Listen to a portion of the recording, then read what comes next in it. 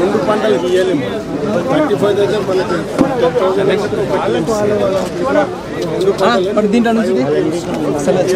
1.3 TMC enhance చేస్తే దీంట్లో సరే ఎవ్రీడే లిఫ్టింగ్ కొంత ఉన్నా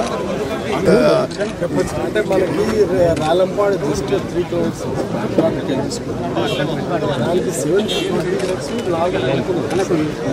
రాలంపాడు దాని అడిషనల్ ఇది రిజర్వాయర్ రాలంపాడుకి వెళ్ళి గ్రావిటీ మొత్తం కాటికోట రిజర్వాయర్ ముచ్చోపల్లి చెరువుపల్లి అన్ని రిజర్వాయర్ గ్రావిటీ మీద మనకు దాదాపు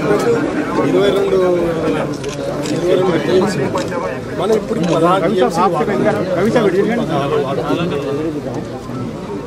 ఇంకా ఒక అలికేషన్ ఎంత పాసిబుల్ క్లారిటీ ఇట్లా 150 కోట్లు మళ్ళీ ఇప్పుడు రిపేర్ కాబట్టి 150 ఒక 100 కోట్లు అయితే ఇంకా 3 సోర్స్ జూరాలు దాని కెపాసిటీ లైవ్ కెపాసిటీ 6 TMC అంటే ఖరీఫ్ పంటకు కూడా జూరాల ఆయకట్టుకు రెట్టెంపాడుకు భీమావరం కూడా ఇబ్బందులు వస్తూ ఉంటాయి ఖరీఫ్కే అది లక్ష ఆప్షన్ లేదు తక్కువ కాస్ట్ తోటి ఇప్పుడు మీరు చెప్పేది తక్కువ కాస్ట్ తోటి కేవలం 2000 కోట్ల రూపాయలతోటి కనీసం అంటే 15 TMC కిందనే వస్తుంది దీనివల్ల ఏమైతే మనకు స్టోరేజ్ పెట్టుకుంటే మనకు ప్రతిసారి డ్రింకింగ్ వాటర్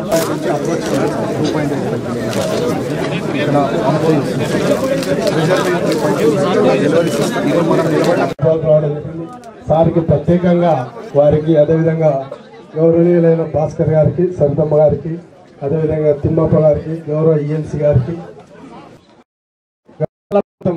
అంటే ఈ వెనుకబడిన గట్టు మండలంలో మన గట్టు మనము యాక్చువల్గా 32,000 ఎకరాలకు మాత్రమే ఇక్కడ భూమి ఉంది దీన్ని ఎన్హాన్స్మెంట్ చేయండి అని కూడా గౌరవ మంత్రి గారిని రిక్వెస్ట్ చేస్తున్నా ఎందుకంటే 2 ఉపయోగాలు ఉన్నాయి కర్ణాటక మనకి దగ్గర అవుతుంది స్టేటు మనం ఒక 15 TMCలో పెంచుకోగలిగితే గ్రావిటీ మీద కూడా కర్ణాటకకి మనం 1,00,000 ఎకరాలకి నీళ్ళు ఇచ్చింది 5 మీటర్లు పెంచుకోవడానికి అవకాశం ఉంది వాళ్ళకి 5 మీటర్లు పెంచుకుంటే ఆల్మట్టి మన ప్రాంతం కృష్ణానది పరివాహక ప్రాంతం మొత్తం కూడా మన కరువు కాటకాలకు నిలయం అవుతుంది మనం ఫ్రెండ్లీగా ఉంటే కర్ణాటక రాష్ట్రంతో మన 2 రాష్ట్రాలు కలిసి అక్కడ కూడా కాంగ్రెస్ ప్రభుత్వం ఉంది ఇక్కడ కూడా కాంగ్రెస్ ప్రభుత్వం ఉంది 2 రాష్ట్రాల మధ్య సయోధ్య కుదిరితే ఖచ్చితంగా మనం డౌన్ స్ట్రీమ్ లో ఉన్నాం మన కృష్ణానది పరివాహక అన్ని తెలిసిన నాయకుడు మన ప్రాంతం ఎంతే మొట్టమొదటిసారిగా దక్షిణ అంటే సౌత్ తెలంగాణకి వెళ్ళి మొట్టమొదటిసారిగా ఇరిగేషన్ మంత్రి అయినారు మన ప్రాంతం గతంలో ఏ నాయకుడు వచ్చినా ఇక్కడ వారి పెయిన్ తెలియలేదు ఇన్నిసార్లు నేను రాలంపాడులో చాలా సందర్భాలు లాస్ట్ 2 years కి నేను రిక్వెస్ట్ చేస్తున్నా 4 TMC 2 TMC నీళ్ళు నిలబెట్టుకోగలుగుతున్నాం దానివల్ల రైతులకు పెద్ద ఎత్తున 2వ పంటకి నష్టం జరుగుతుంది ఎన్నోసార్లు మొరపెట్టుకున్నా కానీ ఇప్పుడు కార్యరూపం దాల్చలేదు ఇప్పుడన్నా గౌరవ మంత్రి గారు వచ్చినారు మళ్ళీ ఖచ్చితంగా ఆ 4 TMCని 6 TMC ఏదైనా చేసుకోవాలి యాజ్ ఏ టెక్నికల్ గా అంటే ఏ విధంగా నేను టెక్నికల్ పర్సన్ కాదు ఎందుకంటే ఈ ప్రాంత నైసర్గిక పరిస్థితి గురించి తెలుసా ఎందుకంటే ఈ ప్రాంతం రాబో కాలంలో ఎటువంటి అంటే రైతులకు ఎటువంటి నష్టం జరగకుండా పూర్తి స్థాయిలో నింపుకోగలిగితే మనం అన్ని కూడా ఎన్హాన్స్మెంట్ రిజర్వాయర్ ఎన్హాన్స్మెంట్ చేయగలిగితే ఖచ్చితంగా మన గద్వాల భవిష్యత్తు రైతులు క్షేమంగా ఉంటారు దయచేసి గుడ్డందరి స్టేజ్ 1 కానీ స్టేజ్ 2 రాలంపాడు కానీ గట్టు ఎత్తిపోతల పథకం కానీ మనకు అవకాశం ఉంది ఈ అవకాశాన్ని మనకి బిజినెస్ ట్రిబ్యునల్ ప్రకారం కూడా ఒక 8 గౌరవ ఎంపీ గారికి అందరికీ ఉన్న పర్సనల్ రిక్వెస్ట్ చేస్తున్నా గద్వాల ప్రాంతాన్ని రక్షించే బాధ్యత కాంగ్రెస్ పార్టీకి ఉంది.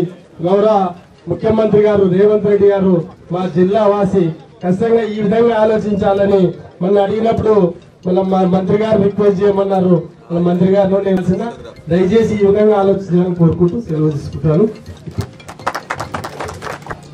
ముఖ్య అతిథిగా వచ్చినటువంటి జూపల్లి కృష్ణారావు గారు మంత్రి మానిటర్ చేయడానికి ప్రతి ప్రాజెక్టుకి రావాలనే కార్యక్రమంతో ఇవాళ వచ్చినందుకు కాంగ్రెస్ పార్టీ తరఫున స్థానిక ఎమ్మెల్యే ఇతర కాంగ్రెస్ పార్టీ నాయకుల తరఫున వారికి ప్రత్యేకంగా ధన్యవాదాలు తెలియజేస్తున్నాను.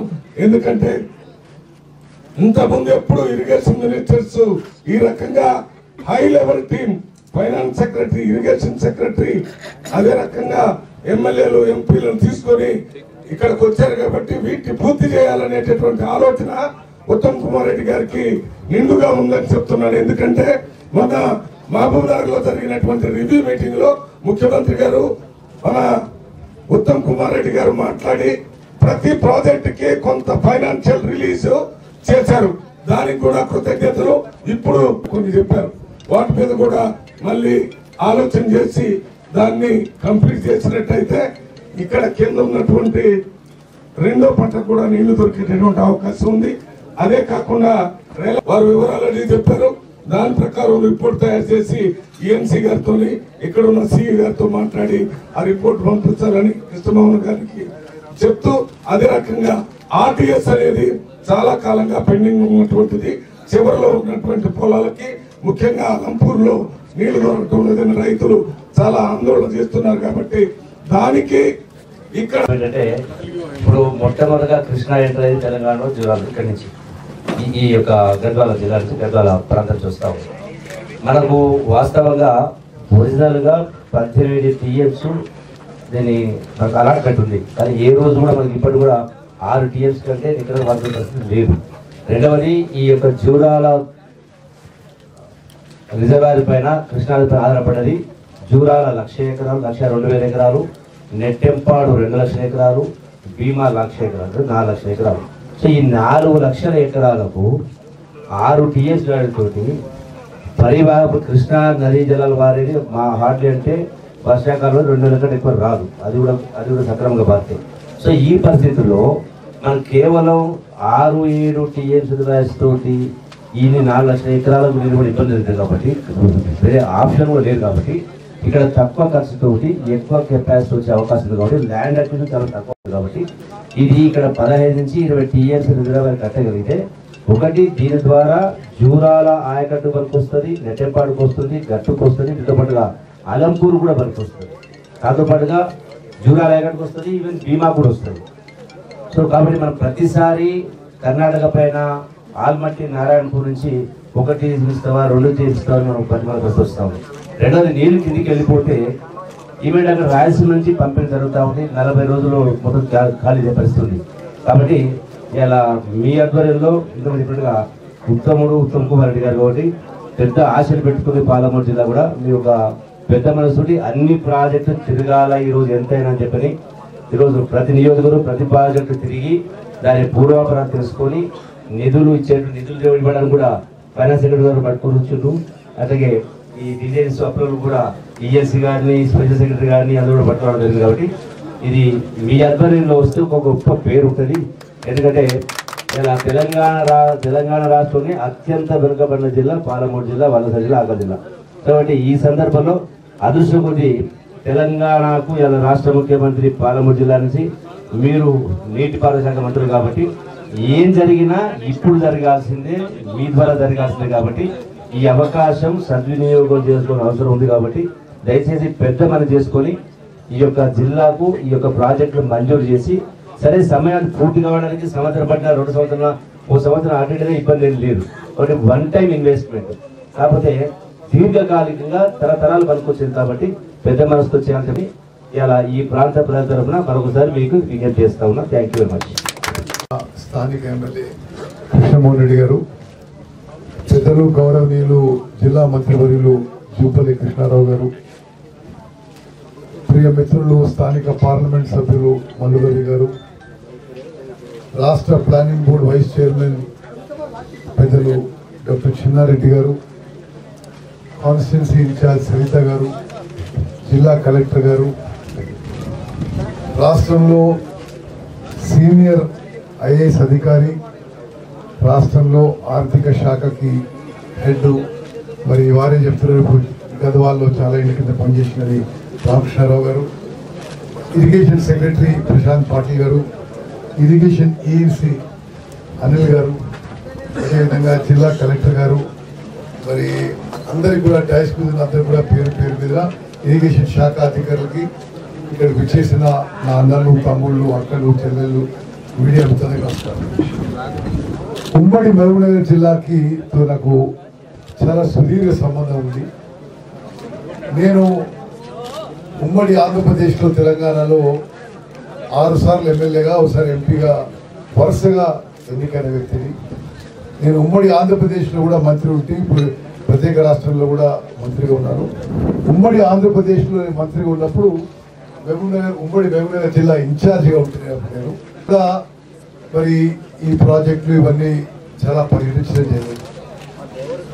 తప్పనిసరిగా మరి ప్రస్తుతం ముఖ్యమంత్రి రేవంత్ రెడ్డి గారి నాయకత్వంలో ఉన్న ప్రభుత్వంలో మేమందరం కూడా ఉమ్మడి మహబూబ్నగర్ జిల్లాలో ఇరిగేషన్ ప్రాజెక్ట్స్ కి హైయెస్ట్ ప్రయారిటీ ఇవ్వాలనే ఉద్దేశంతో ఎంత వీలైతే అంత పనులు పూర్తి చేయాలనే ఉద్దేశంతో ముందుకు పోతూ, మరి ఈ రోజు కూడా ప్రత్యేకంగా జిల్లా మంత్రి, ఎంపీ, మరి ప్లానింగ్ బోర్డు వైస్ చైర్మన్, రాష్ట్రంలో ఫైనాన్స్ అండ్ ఇరిగేషన్ శాఖలకి అధిపతులు అందరితో పర్యటన ఏంటంటే క్షేత్రస్థాయిలో విషయాన్ని అవగాహన చేసుకుని మరి ఏది సాధ్యమైతే అది మరి వేగవంతం చేయడం, పనులు నడుస్తుండడం వేగవంతం చేయడం, కొత్త పనులకి మంజూరు ఇవ్వడానికి ఈరోజు ఉదయం నుంచి సాయంత్రం వరకు మరి సుమారు చాలా నియోజకవర్గాలు, చాలా కొత్త జిల్లాలు పర్యటించడం జరుగుతుంది. ఈ భాగంగానే ఒకటి మీడియా మిత్రులకి మనం చేస్తున్నా, పాలమూరు రంగారెడ్డి స్కీమ్ కానీ, కల్వకుర్తి, నెట్టెంపాడు, భీమా, కోయిల్ సాగర్ పెండింగ్ ఉన్న స్కీమ్స్ కానీ, ఇక్కడ గట్టు స్కీమ్ కానీ, ఇవన్నీ తూచా తప్పకుండా ఈ టర్మ్ లో మా ప్రభుత్వం పూర్తి చేయడానికి కట్టుబడిందని చెప్పి మనం ఒక ఉదాహరణ ఇవ్వడానికి, అంటే మాకు వాళ్ళకి గతంలో వాళ్ళకి ఎంత తేడా చెప్తున్నాం మీకు. గతంలో పాలమూరు రంగారెడ్డికి 27,500 కోట్ల రూపాయలు ఖర్చు పెట్టి ఒక్క ఎకరం కూడా కొత్త ఆయకట్టు సృష్టించలేకపోయారు. పాలమూరు రంగారెడ్డికి నీటి కేటాయింపులు కూడా లేవు. మరి మేము నీటి కేటాయింపులు ఆ దిశలో మరి కృషి చేస్తూ ఈ చెప్పిన ప్రపోజల్స్ అన్నీ కూడా, నేను చెప్పిన ప్రాజెక్టులు అన్నీ కూడా తూచా తప్పకుండా ఈ టర్మ్ లో పూర్తి చేస్తాము. ఇక్కడి నుంచి నేను యావత్ ఉమ్మడి మహబూబ్నగర్ జిల్లా రైతులకి, ప్రజలకు అందరికీ తెలియజేస్తున్నాం. ఒకనాడు పెద్ద ఎత్తున వలసలు పోయే ఈ పాలమూరు జిల్లా నుంచి ఈ టర్మ్ అయిపోయే వరకు సస్యశ్యామలు అయిపోతుందని చెప్పి నేను మనం చేస్తున్నాం.